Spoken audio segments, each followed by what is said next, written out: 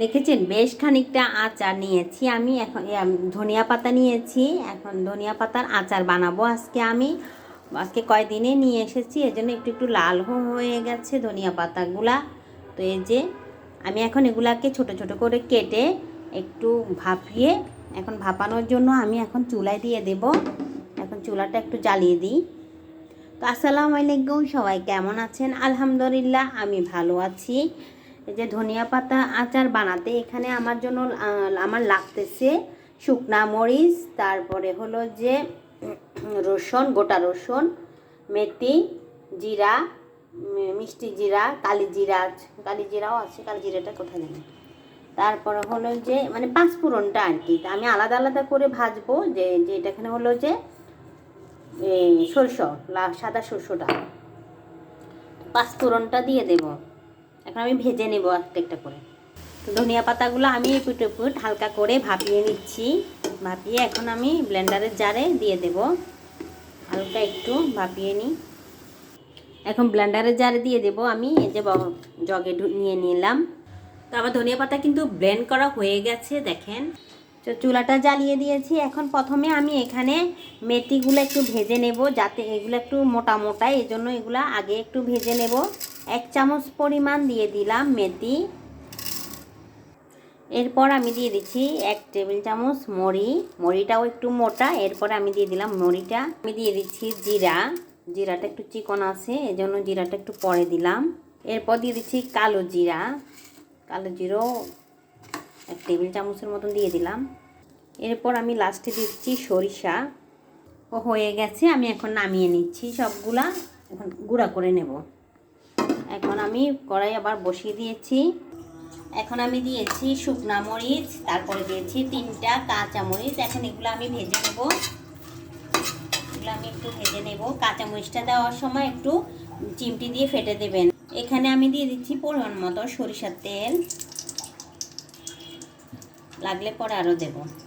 আমি এখানে আবার ফোড়নের জন্য দিয়ে দিলাম মিরা জিরা, চিকন জিরা, আবার একটু দিলাম কালি জিরা। তো এখন দিয়ে দেব রসুন, অনেকগুলা রসুন দিয়ে দিলাম আমি। এগুলো আমি একটু ভেজে নেব সবগুলা একটু। পাঁচফোড়নটা আবার একটু কি করবো ফোড়ন দেওয়ার জন্য 1 চিমটি কিন্তু এটা দিলাম সরিষার তেল, সরিষা, মিঠা জিরা, একটু ফোড়ন দিলাম আর কি।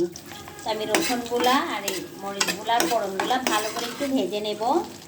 আমি কিছু গোটা মশলা দিয়ে দিচ্ছি এখানে, দারচিনি, এলাচি, লং, হলুদ, গোটা মশলাগুলো একটু দিয়ে দিলাম। এখন আমি দিয়ে দিচ্ছি হলুদের গুঁড়া 1 চামচ, আর দিয়ে দিচ্ছি মরিচের গুঁড়া 1 চামচ। একটু ঝাল হলে খেতে ভালো লাগবে, 1 চামচ পরিমাণ দিয়ে দিলাম। এখন দিয়ে এগুলো একটু ভেজে নেব আমি।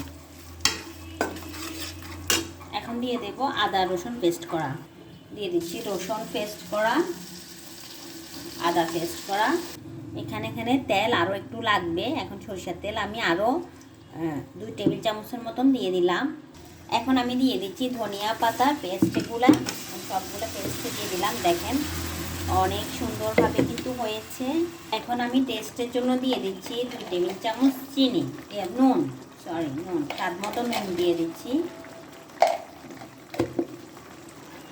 এখন এখানে দিয়ে দিচ্ছি আমি এগুলা তেঁতুলের রস, 1/2 কাপের মতন তেঁতুলের রস দিয়ে দিলাম। তা আমি এখানে পাঁচফোড়ন একটু উপর দিয়ে ছিটিয়ে দিচ্ছি, পরে আরও দেবো উপরে। একটু পাঁচফোড়ন উপর দিয়ে ছিটিয়ে দিলাম। তো আমার টেস্টের জন্য এখন 2 চামচ চিনি দিয়ে দিচ্ছি, স্বাদ মতো। এই পর্যায়ে আমি দিয়ে দিচ্ছি 2 চামচ সিরকা, আচারকে যাতে পাঙ্কাশ থেকে বাঁচা যায় এই জন্য সিরকা দিয়ে দিলাম। ধনিয়া পাতার আচার কিন্তু আমার রেডি হয়ে গেছে। আমি উপর দিয়ে লাস্টে পাঁচফোড়নগুলো আবার ছিটে দিচ্ছি, দিয়ে এখন আমি চুলার জালটা বন্ধ করে দেব। সবগুলা দিয়ে দিলাম। তো দেখেন অনেক সুন্দরভাবে কিন্তু আমার আচারটা হয়ে গেছে। দেখেন এরকম একটা জারে কিন্তু আমার আচার বয়ম কিন্তু আমি ঢুকিয়ে ফেলেছি।